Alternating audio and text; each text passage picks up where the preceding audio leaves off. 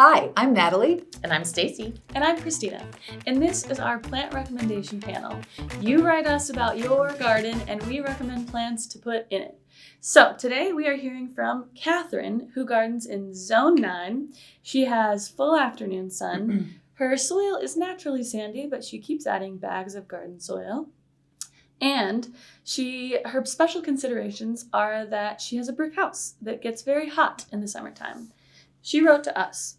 She needs permanent shrubs in front of her small porch. She has been planting annuals. So now that we have all of that information, Stacy, what are you thinking? This is not an easy place to fill. It's beautiful, and I'm sure that porch is a lovely place to sit. So I love what they did, but they obviously were not thinking about plants because, you know, when Katharine said it's a low porch, like it's just a few feet, and you don't want something that's going to grow super tall and obstruct your view. And, you know, obviously you've got those beautiful columns, those elegant columns. So it's a tough space to fill for sure.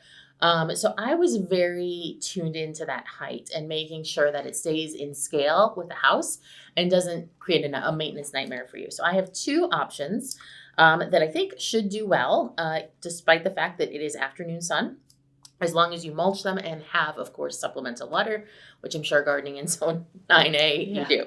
So my first one is Pillow Talk Gardenia. Gardenias, of course, are a great choice for the south. They can definitely take some sun, but you are going to, again, want them mulched. They have shallow roots, and those roots need to be kept cool. That's really the key thing with gardenias is to make sure the roots stay cool. So keeping up with that pine straw mulch around the base of those should help a lot. And Pillow Talk Gardenia is a nice rounded variety. That's how it got its name. It looks like a little pillow, a little cushion there in the garden. Beautiful, lustrous evergreen foliage, and of course, those amazingly fragrant white flowers in spring. So, classic choice, of course, for southern gardens. And then my second choice is an unusual choice, Jazz Hands Mini, Chinese fringe-flower or Laura petalum. So this is it lives up to its name. It is extremely mini, very, very short, has a horizontal growth habit. And I know you're probably thinking like, Laura petalum, whoa, those things get huge. This one does not. So this one stays just about 1 to 2 feet tall. So it's almost like a ground cover Laura petalum. But I think that dark purple foliage would look so pretty with the brick and really transform this into a completely low maintenance area.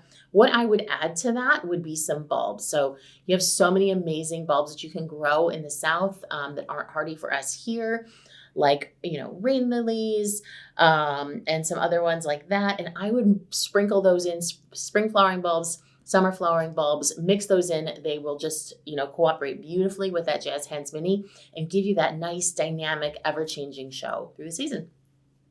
Katharine, I was also thinking about your low porch, and I think it would be nice to have kind of some mounds that break up that long line, but don't go too much over it.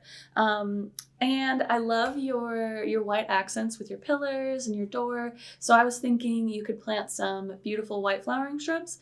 And I see that you love annuals, and these white flowering shrubs will go with anything. I think a white flower goes with any color. The first one I would recommend is low Scape Mound aronia. Ooh. That gets to a nice 2 feet tall.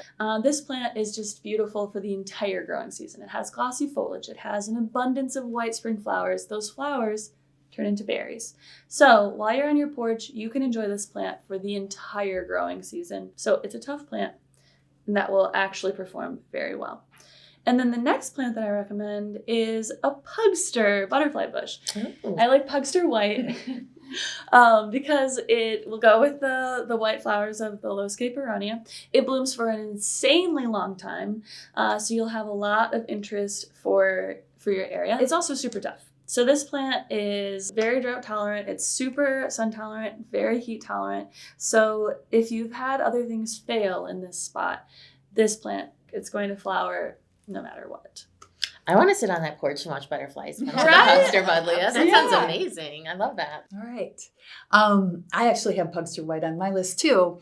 Katharine took my inspiration from looking at what you already have planted in there, your red, white, and blue flowers. And it looks like you have a colonial style house with the pillars. So I thought that's a really beautiful combination with the style of house that you have. So going with that inspiration, I started with Estrellita Little Star firecracker bush, or Bouvardia. We have Estrellita Little Star, and if you wait a year, you'll see Estrellita Scarlet start showing up in garden centers. But they have a bright red flower. It's called firecracker bush for a reason. All of the flowers, these clusters of flowers, look like fireworks exploding in this beautiful deep red color. They're a nice size. Once again, I also tried to choose shrubs that kept it low, 1.5 to 2 feet. So I figured you could do a border of those around the back.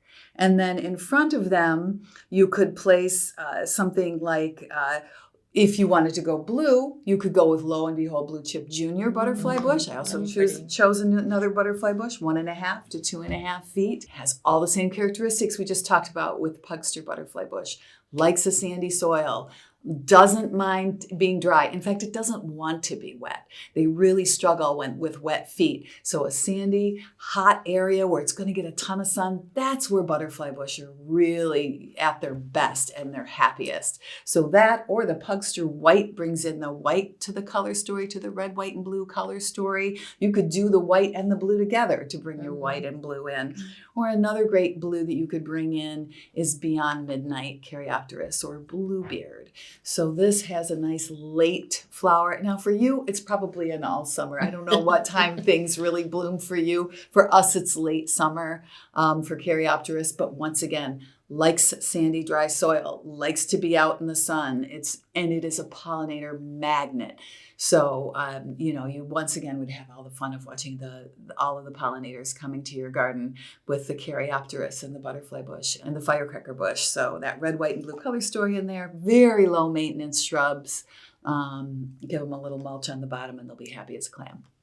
I love how the white flowers that we recommended could also help kind of create that echo around your garden color scheme, because you've got these white pillars spanning the length of the garden bed, and those white flowers will just really pop along that.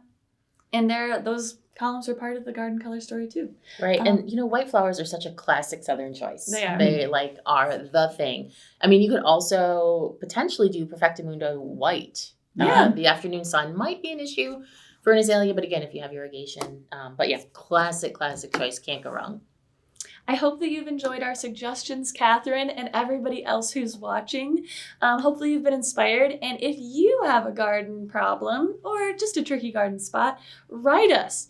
Visit provenwinnerscolorchoice.com, click the Contact Us button, and fill out all of the information, include pictures, as many as you'd like, but definitely include a picture, and we will either write back to you or make you a whole video. Thank you so much for joining us, and we'll see you again next time. Bye.